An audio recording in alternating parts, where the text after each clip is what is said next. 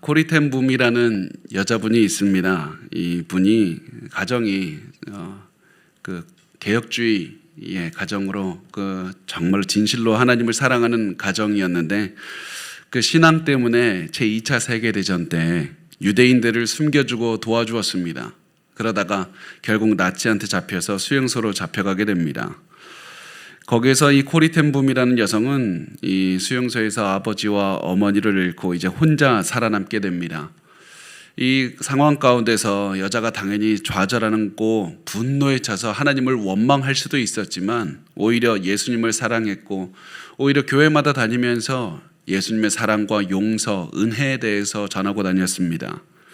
더 많이 실천해야 된다, 더 많이 사랑해야 된다, 이런 정말 많은 사람들의 마음을 만지는 그런 강연을 많이 해주셨는데, 그러던 어느 날 독일 민헨의 한 예배당을 갔는데 한 남자의 얼굴을 보고서는 온몸이 얼음처럼 굳어버렸습니다.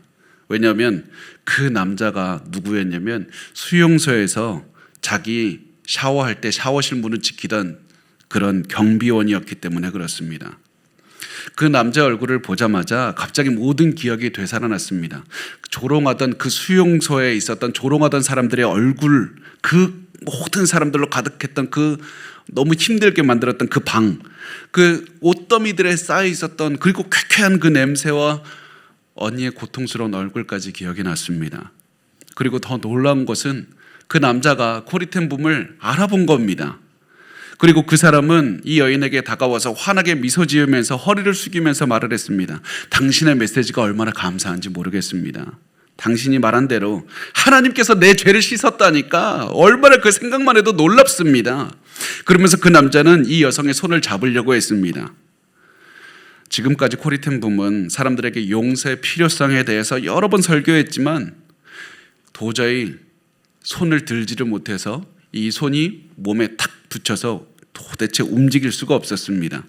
분노와 복수심이 가슴속에서 막 끌어올랐습니다. 그래서 너무나도 견디지 못해서 이렇게 마음속으로 기도했습니다. 주 예수님, 저를 용서하시고 저 사람 용서하게 해주세요.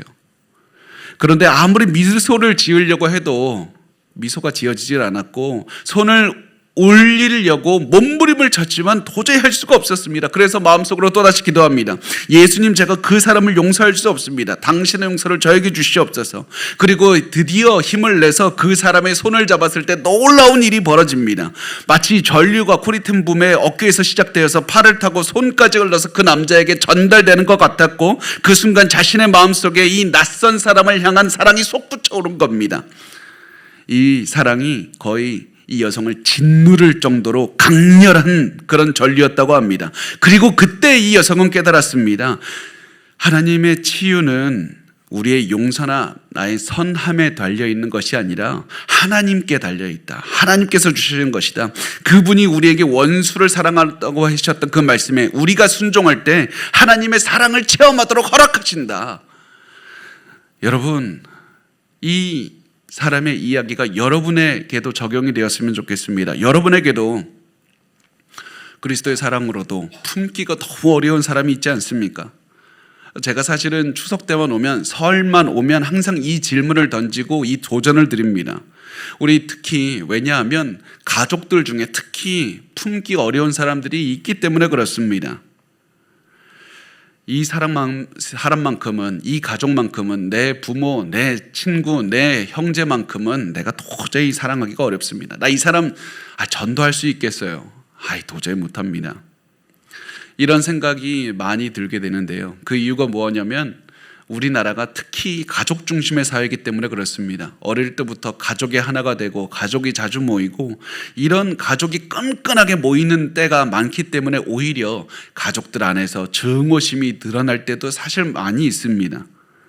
그리고 가족들이 나를 끈끈하게 사랑해주고 지켜주는 관계들은 많지만, 여러분, 세상 살다 보면, 특히 제가 목회자이기 때문에 성도들의 삶을 더 가까이 보다 보니까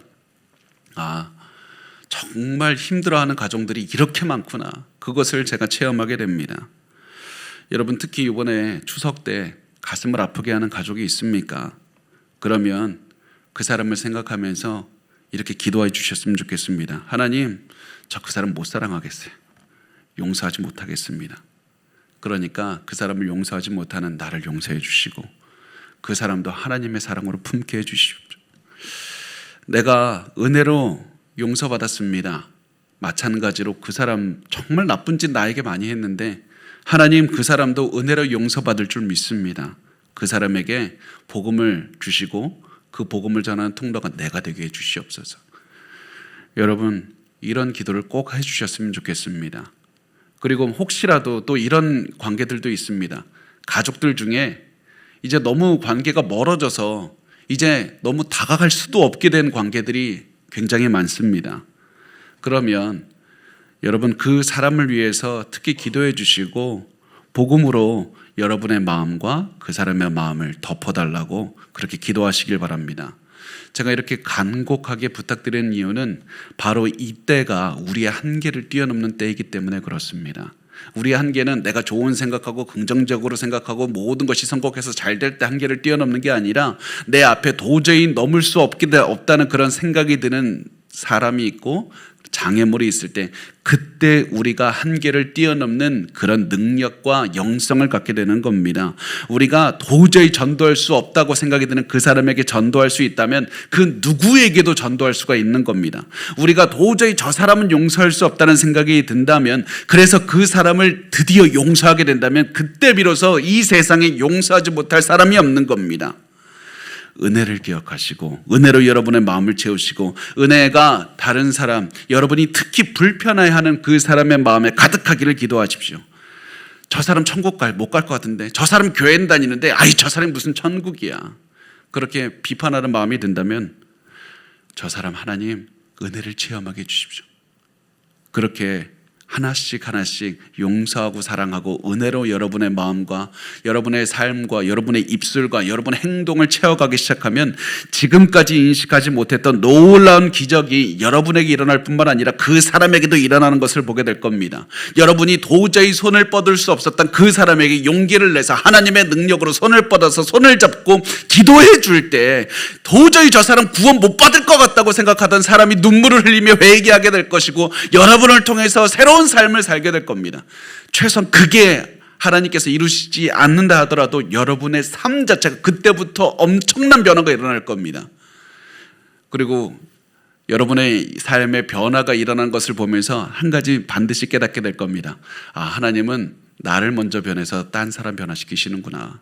나는 저 사람 변화시키려고 했는데 하나님 나를 변화시켜서 내 가족을 변화시키고 내 주변 사람들을 변화시키셨구나. 하나님 결국 내 가슴을 하나님의 용서와 사랑과 은혜로 채우셔서 감사합니다. 그런 여러분을 통해서 여러분이 가장 불편하게 했던 사람들을 바꾸실 것이고 특히 가족들 가운데 우리가 무엇을 하려고 합니까? 저 사람 바꿔야지. 왜 안 바뀌어? 진짜 안 바뀐다. 우리 아빠, 우리 엄마 왜 이렇게 안 바뀌어? 왜 안 바뀌는지 아십니까? 내가 안 바뀌었으니까. 내가 바꾸려고만 하니까. 내가 먼저 바뀌면 하나님께서 은혜로 나를 바꿔주시면 내 주변 가족들도 도저히 품을 수 없는 사람도 품게 해주시고 그 사람도 변화시켜 주실 겁니다. 예수님 당시에 유대인들도 저 사람들 절대 구원 못 받을 거야. 아이 저 사람들 어떻게 용서를 해. 그런 사람들이 있었습니다. 유대인들이 절대 구원 못 받을 거라고 생각했던 사람들이 누구냐면 이방인들이었습니다. 이 유대인들이 어느 정도로 이방인들을 괄시했냐면 이방인들과 접촉하면 부정하게 돼. 아유 저 사람들 사는 땅도 지나가서는 안 돼. 아우 너무 더러워. 이렇게 생각을 한 겁니다. 구원은 우리 하나님의 백성들 유대인들에게 주어진 거니까 아 이방인들이 무슨 구원을 받아. 저 사람들 구원 못 받아. 이렇게 생각을 했습니다. 그런데 예수님께서는 이런 생각을 지적하셨습니다. 그것이 오늘 우리가 나누는 본문 바로 전에 있었던 말씀을 통해서 유대인들에게 전하신 것인데요. 마태복음 15장 11절에 무슨 말씀이 있냐면 입으로 들어가는 것이 사람을 더럽게 하는 것이 아니라 입에서 나오는 그것이 사람을 더럽게 하는 것이니라. 하나님께서 예수님께서는 외면이 아니라 겉모습이 아니라 내면이 깨끗하면 누구든지 하나님께서 받아주신다. 내면에 하나님을 향한 믿음만 있으면 누구든지 구원을 얻을 수 있다. 이방인이든지 유대인이든지 그게 중요한 게 아니다. 그렇게 말씀하신 다음에 예수님께서는 이제 이방인들이 살아가는 두로와 시돈으로 가셨습니다. 일반인 유대인들이라면 절대 안 갔을 겁니다. 이방인들 부정하게 되는데 왜 가? 그런데 더욱더 유대인들이 두로와 시돈 지방을 싫어했던 이유는 이 지역이 이스라엘과 끊임없이 갈등을 빚어온 곳이기 때문에 그렇습니다. 그런데 예수님께서는 일부러 이곳으로 가셨습니다. 왜냐하면 예수님은 외면이 아니라 내면을 보시는 분이기 때문이고, 그리고 이방인들도 예수를 영접해서 믿음을 가져서 내면이 변화가 되면 그러면 구원을 받을 수가 있기 때문에 그렇습니다. 이렇게 해서 예수님께서 이방 지방으로 가셨는데 이때 한 여인이 급하게 예수님께 찾아옵니다. 21절과 22절에 보면 예수께서 거기서 나가사 두로와 시방 지방으로 시방 지방이란다. 사투리 쓰는 줄 알겠다. 시방 시돈 지방으로 들어가시니 가나안 여자가 하나가 그 지경에서 나와서 소리질러 이르되 주 다윗의 자손이여 나를 불쌍히 여기소서 내 딸이 흉악하게 귀신 들렸나이다 하되, 한 가나안 여인이 자기 딸을 살려달라면서 도움을 요청했습니다. 그런데 여기서 우리가 가나안 우리가 자주 보니까 가나안 당연한 말인 것 같은데, 가나안은 구약시대 용어이지 신약시대에서 사용하는 단어가 아닙니다. 가나안이라는 단어는 그래서 신약시대 성경에 쓰여졌다는 것을 보고 우린 놀라야 됩니다. 왜 마태는 가나안이라는 단어를 썼을까? 가나안, 이스라엘 민족을 괴롭힌 민족들이야. 이스라엘 민족과 싸웠던 그런 사람들이야. 그래서 이 가나안, 이스라엘과 도저히 가까워질 수 없는 사람, 이스라엘 민족들의 입장에서 봤을 때 용서하지 못해. 저 사람들은 역사적으로 우리와는 척을 지고 있었던 사람들이야.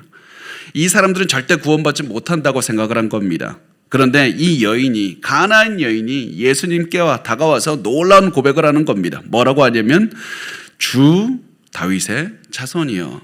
주 다윗의 자손이라는 말은 예수님이 메시아가 되십니다. 예수님이 진정한 메시아입니다. 이 여인이 예수님께서 귀신들 쫓아내신다 이 소문 들으니까 예수님 메시아이지 않습니까? 예수님 우리 와서 내 딸 귀신 들렸으니까 내 딸을 좀 도와주십시오. 귀신을 쫓아내 주십시오. 이렇게 요청을 합니다. 이 여인의 믿음이 있었다는 사실이 중요하고, 이 여인이 다가왔을 때 예수님께서는 그 여인을 외면하셨다는 사실이 중요합니다. 예수님께서는 그냥 지나치셨습니다. 그래서 23절에 보면 예수는 한 말씀도 대답하지 아니하시니 제자들이 와서 청하여 말하되 그 여자가 우리 뒤에서 소리를 지르오니 그를 보내소서. 이 예수님께서 일부러 대답하지 않으니까 왜 저래 나한테만, 그러면서 이 여성이 떠나갈 수가 있었겠죠. 기분 나쁘고 자존심 상할 수 있습니다. 그런데 이 여성 포기하지 않습니다. 왜냐하면 예수님이 딸을 고칠 수 있다는 그런 확신, 믿음이 있었기 때문에 그렇습니다. 앞에 믿음이 없었던 유대인들과 확실하게 비교가 되는 여인의 모습입니다. 이 여인은 예수님은 딸을 고칠 수 있다, 이 믿음이 있었기 때문에. 그런데 예수님이 그냥 지나가 버리면 딸을 살릴 기회를 놓치게 되는 것 아닙니까? 그래서 예수님을 따라다니면서 계속 도와달라고 계속 소리칩니다. 계속 큰 소리로 나 좀 도와달라고, 우리 딸 좀 도와달라고 소리칩니다. 이 여인이 계속 따라오면서 소리를 지르니까 제자들이 너무 싫었습니다. 너무 시끄러워요 예수님. 너무 질려버렸습니다. 저 사람 좀 돌려보내세요. 저 사람 자꾸 시끄럽게 구니까 귀찮습니다. 저 여자가 원하는 거 빨리 그냥 귀신 쫓아내 주시고 빨리 집으로 보내세요. 제자들이 이렇게 얘기를 합니다.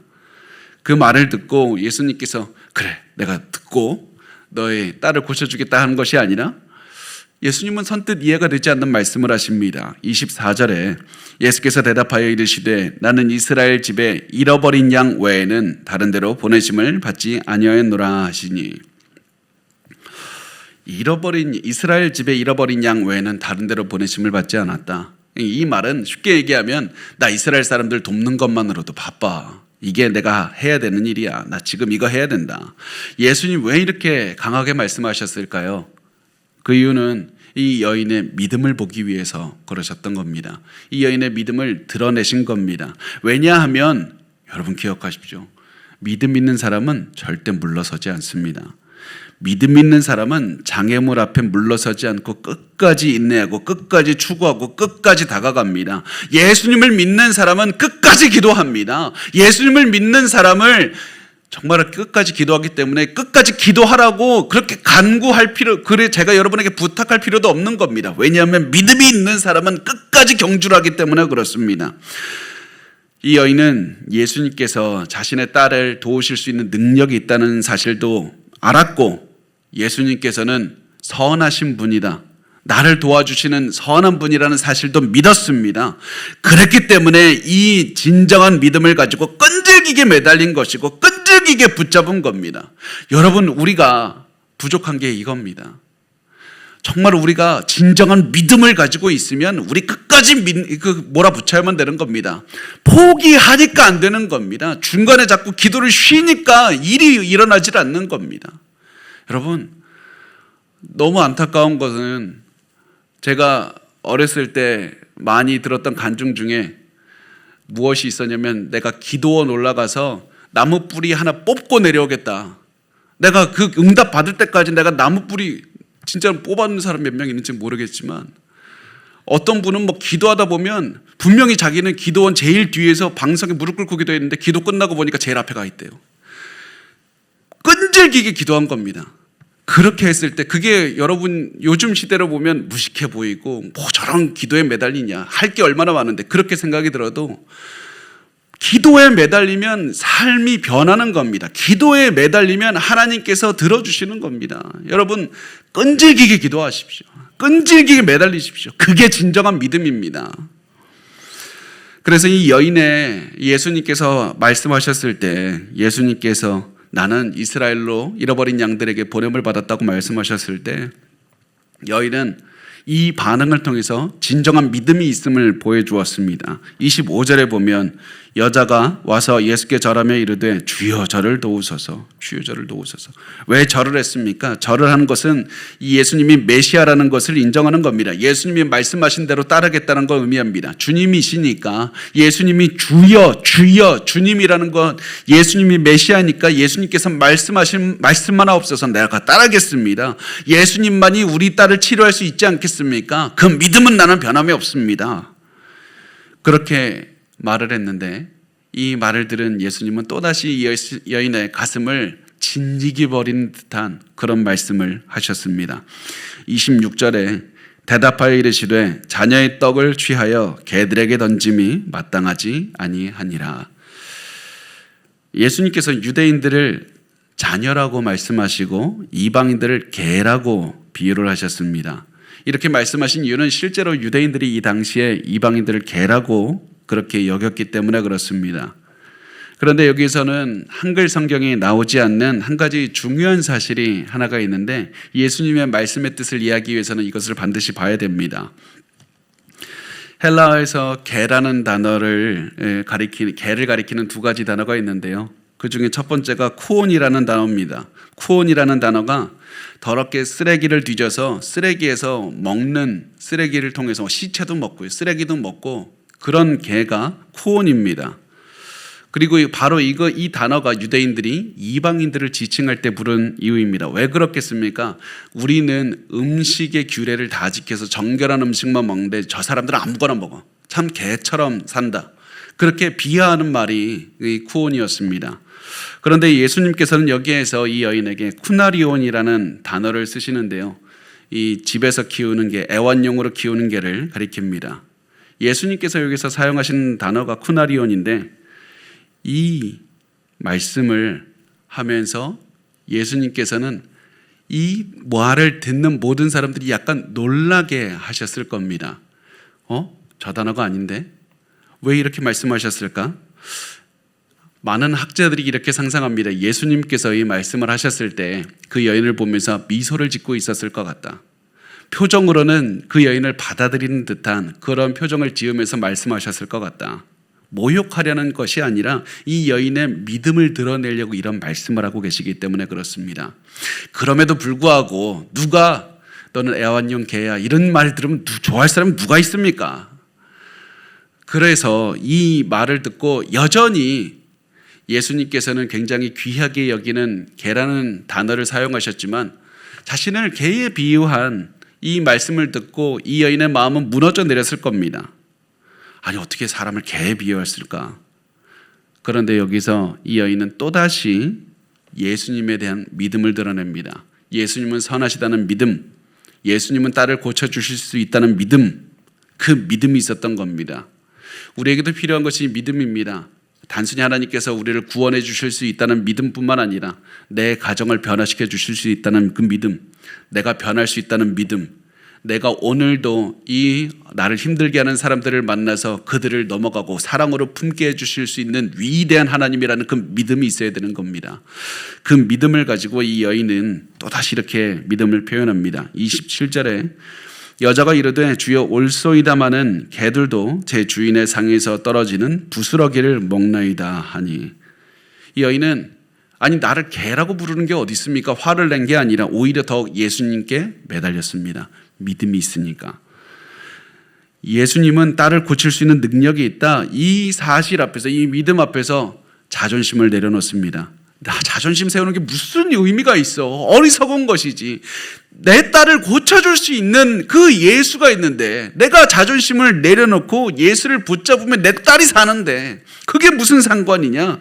그러면서 이런 마음으로 이 여인은 이렇게 얘기를 합니다. 개들도 주인의 상에서 떨어지는 부스러기를 얻어먹습니다.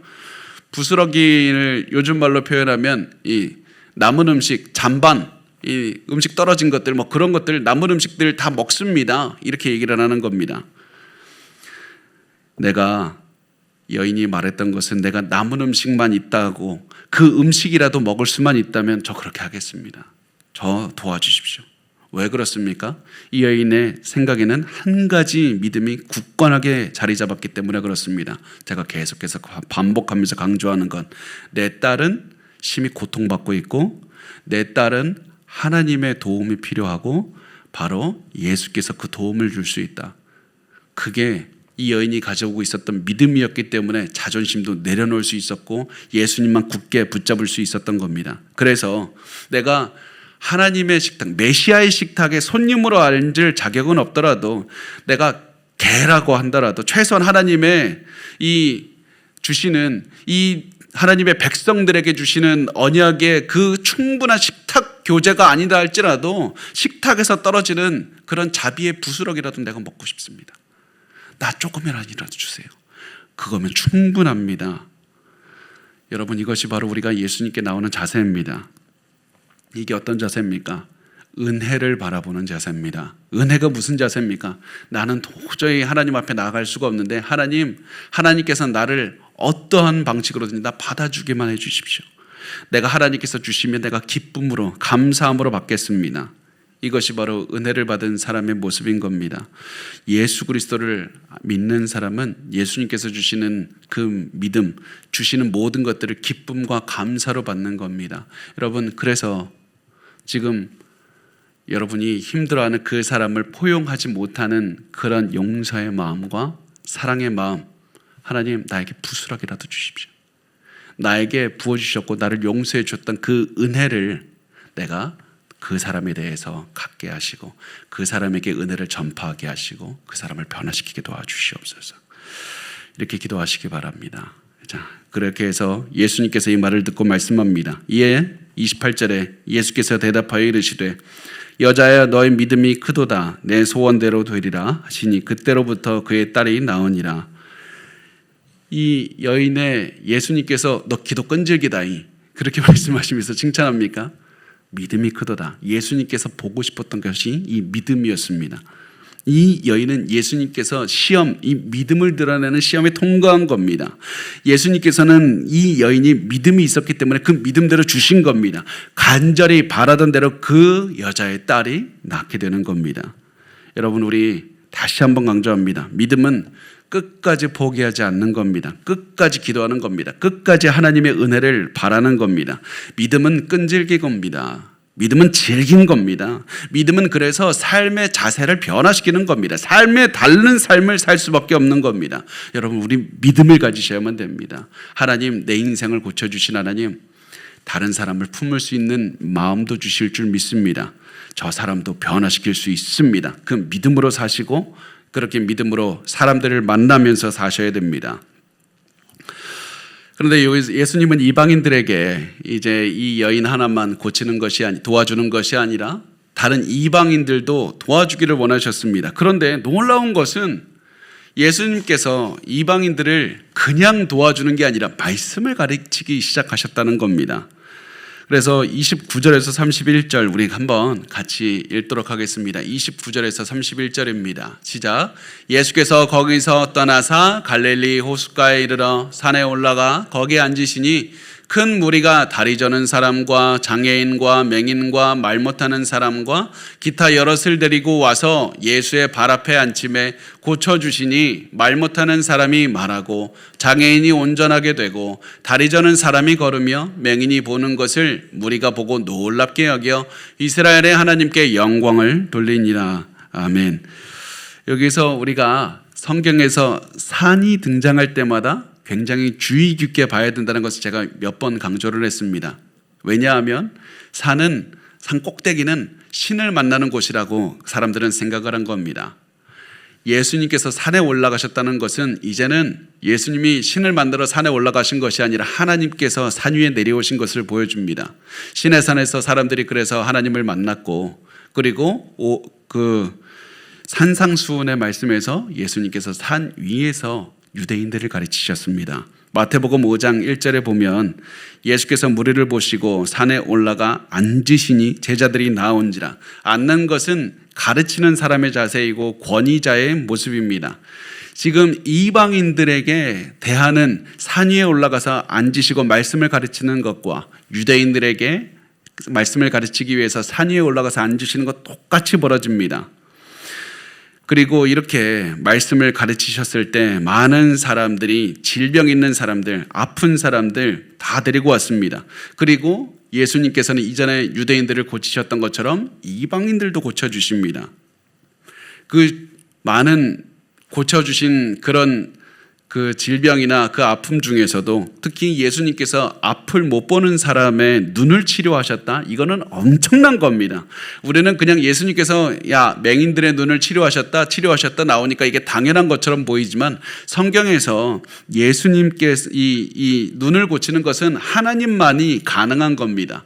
맹인이 눈을 떴다는 것은 이 예수님의 신성 하나님이라는 것을 의미하고 있습니다. 그래서 이 모습을 보던 사람들이 너무나도 놀랍게 여겨서 지금 이스라엘의 하나님께 영광을 돌리는 겁니다. 이거 하나님이 아니면 누구도 할 수 없는 일인데 못 보는 사람이 앞을 보게 됐다 놀라는 겁니다. 이게 위대한 겁니다. 그러면서 이방인들이 이스라엘의 하나님께 영광을 돌렸다고 말씀을 합니다. 이게 왜 중요한 장면이냐면, 왜냐하면 이방인들이 나중에 예수님께 돌아올 것을 보여주고 있기 때문에 그렇습니다. 이방인들이라고 버려지고 저 사람들 너희가 보기에는 구원 절대 못 받을 것 같지만 오히려 믿기만 하면 유대인이든지 이방인이든지 예수를 믿고 내면의 변화가 있으면 구원을 얻을 것을 보여주는 장면인 겁니다. 그리고 이 말씀을 볼 때 우리도 기억해야 됩니다. 우리가 정말 싫어하는 그 사람도요 구원 얻을 수 있습니다. 우리가 너무 싫어해서 저 사람하고는 내가 천국에서 내가 영원히 같이 살아. 그 사람도 구원받고 하나님을 믿고 변화되어서 나처럼 은혜로 변화돼서 나처럼 변화될 수가 있는 겁니다. 그래서 우리가 어떠한 우리 마음 가운데 미움이 있고 편견이 있고 증오심 그런 것들이 여러분이 복음을 전하는데 방해가 되어서는 절대 안 됩니다. 여러분 그래서 꼭 미움을 가지고 있다고 해서 그걸 인정하고 그냥 계속해서 복음 안 전하고 그냥 빨리 저 사람을 만났으니까 헤어지기에 급급한 그런 시간을 보내서는 안 됩니다. 여러분 반드시 꼭 기억해 주세요. 꼭 기억해 주십시오. 우리 마음에 미움이 있는 것을 용서하지 못하는 사람이 있는 것을 절대 당연하게 여기지 마십시오. 절대 당연해서는 안 됩니다. 불편해야 됩니다. 아무리 저 사람이 나를 힘들게 했어도 내가 용서하지 못하고 사랑하지 못하는 게 불편해야 됩니다. 아무리 우리를 힘들게 했던 사람이라고 할지라도 우리 그 사람을 용서해야 되는 겁니다. 왜냐하면 그런 용서하지 못한 마음은 마치 벽에 구멍이 나서 균열이 생기는 것과 똑같기 때문에 그렇습니다.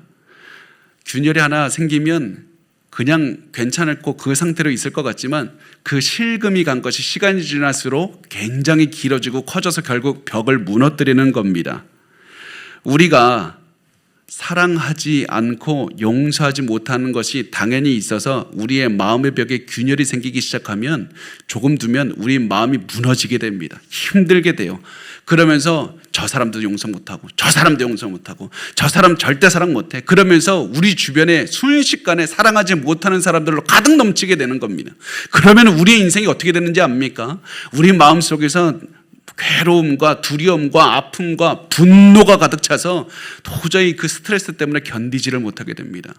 여러분, 우리 마음속에 균열이 생기는 겁니다. 저 사람을 내가 왜 저 사람을 용서해줘? 저 사람 편하게 발 뻗고 자도록 내가 왜 해줘?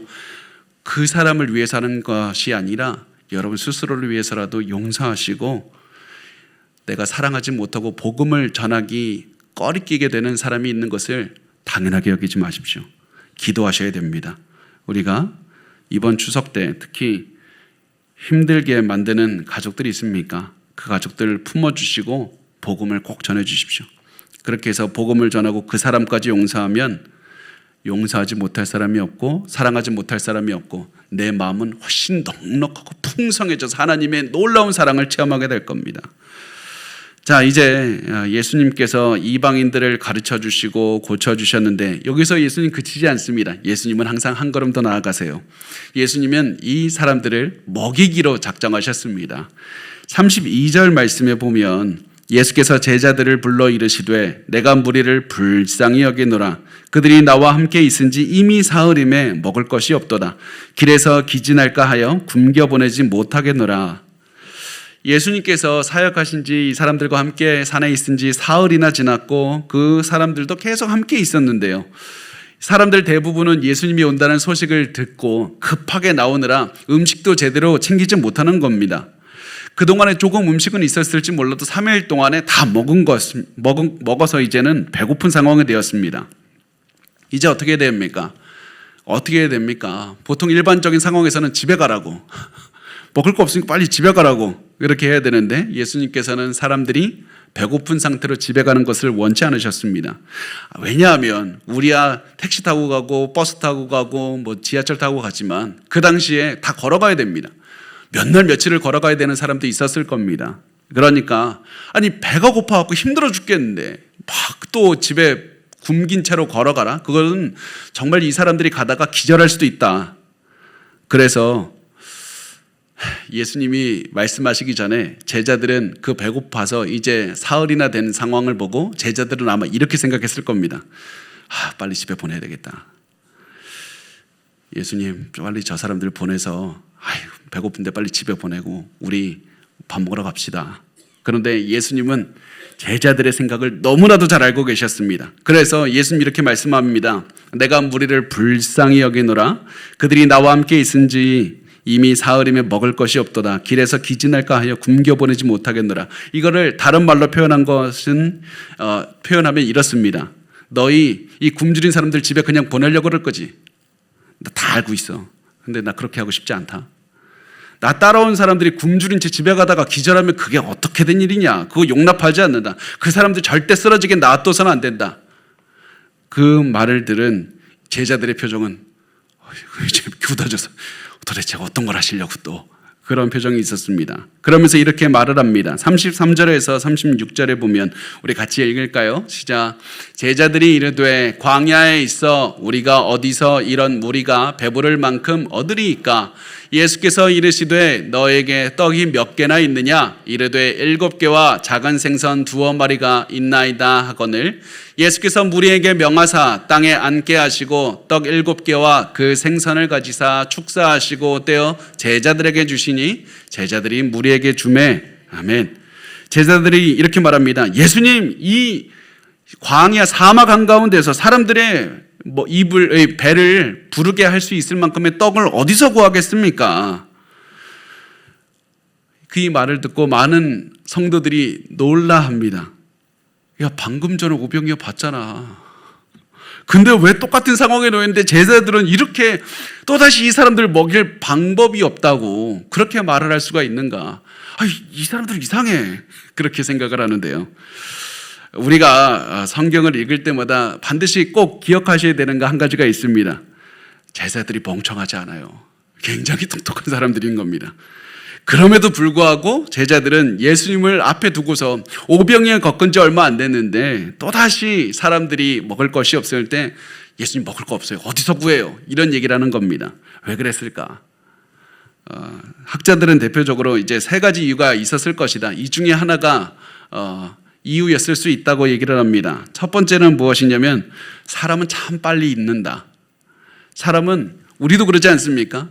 바로 1시간 전에 하나님께서 주신 놀라운 것들은 막 기억하지 못하고 하나님께서 막 많은 것들을 부어주셨는데 1시간 후에 편두통만 하면 하나님 나에게 왜 또 고난을 주십니까? 그러면서 이제 욥을 보면서 왜 욥기의 인생에서 왜 나와 같은 욥기의 고난이 오는가? 이런 것이 우리의 솔직한 모습인 겁니다. 그래서 이 하나님이 해주신 것들을 금방 잊어버리는 것이 제자의 모습이기도 했을 겁니다. 또 하나의 이유는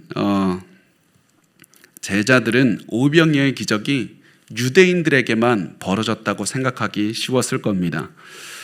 예수님께서는 유대인만 구원해 주시고 유대인만 영원한 잔치를 벌이게 해주시기 때문에 오병이어 하나님과 영원히 함께하는 그 천국 잔치, 그 구원받은 사람들의 그 잔치, 하나님 나라의 잔치, 그거 오병이어의 기적으로 상징적으로 보여주셨는데 이방인들이 무슨 구원을 받아?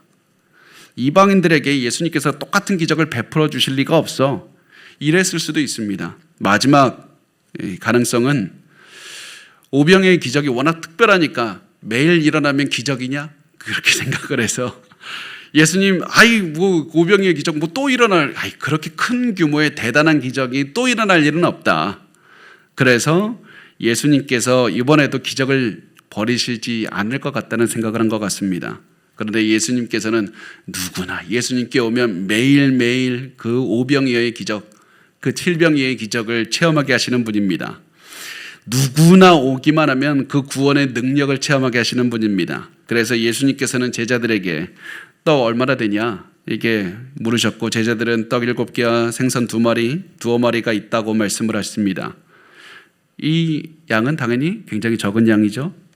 이제 예수님께서는 그 음식을 가져다가 감사기도 하시고 축사하시고 제자들에게 주면서 나누어 주라 하셨고 결국에서는 이 수많은 사람들이 먹게 되는 오병이어와 굉장히 비슷한 일이 벌어지게 됩니다. 그래서 37에서 39절 마지막인데요. 우리 같이 읽겠습니다. 시작. 다 배불리 먹고 남은 조각을 7 광주리에 차게 거두었으며 먹은 자는 여자와 어린이 외에 4,000명이었더라. 예수께서 무리를 흩어 보내시고 배에 오르사 마가단 지경으로 가시니라. 아멘. 이렇게 해서 예수님께서는 그 자리에 있었던 모든 사람에게 음식을 주셔서 다 배부르게 되었습니다. 그리고 남은 음식이 7 광주리에 가득 차게 되었는데요. 그 다음 이제 무리를 해산시키셨는데 이때 먹인 사람이 4,000명의 남자가 있었다는 것을 보면 아마 학자들은 한 10,000명 정도 여자와 어린아이를 포함해서 10,000명 정도 배부르게 먹고 집에 갔다고 얘기를 합니다.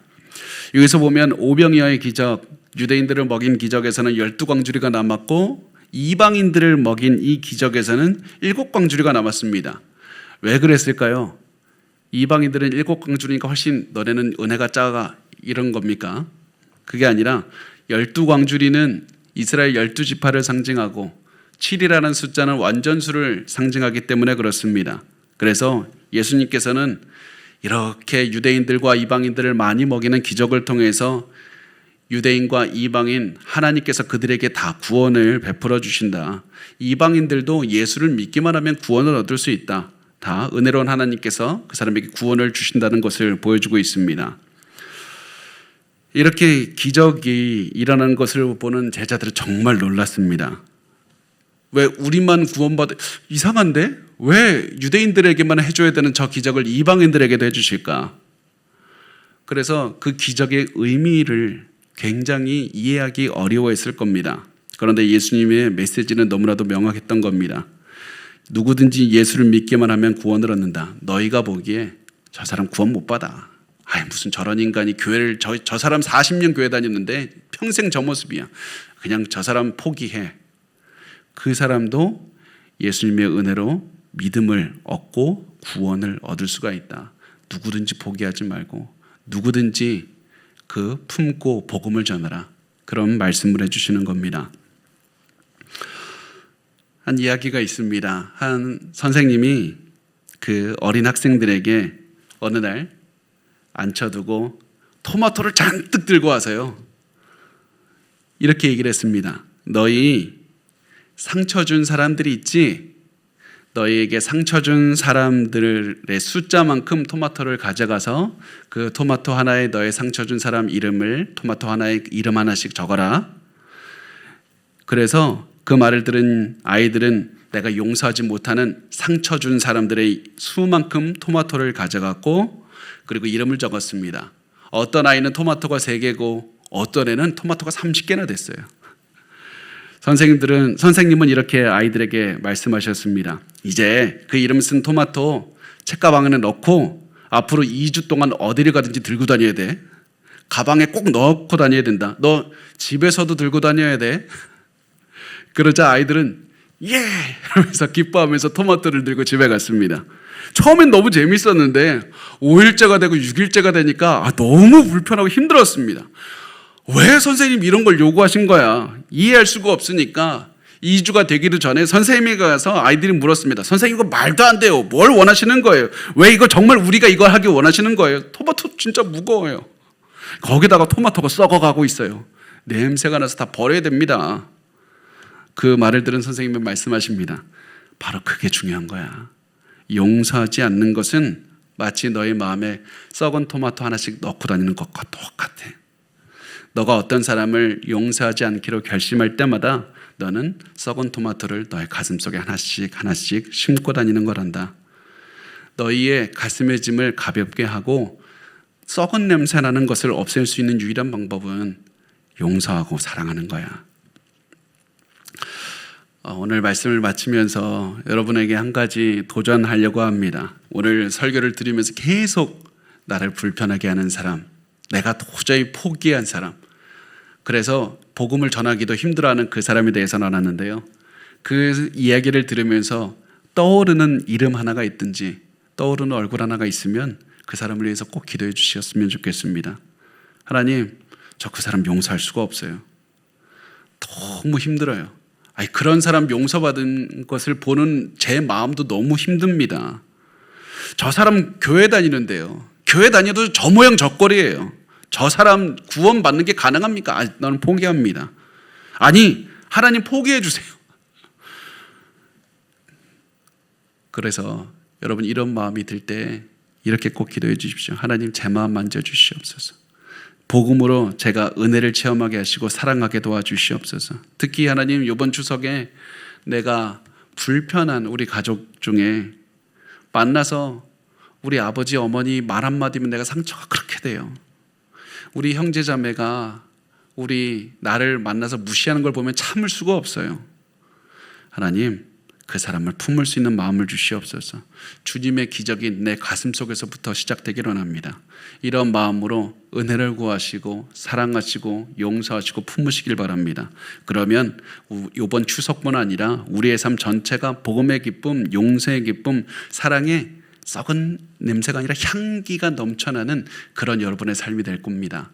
우리 그렇게 용서하며 사랑하면서 우리 복음을 전하며 사시면 좋겠습니다.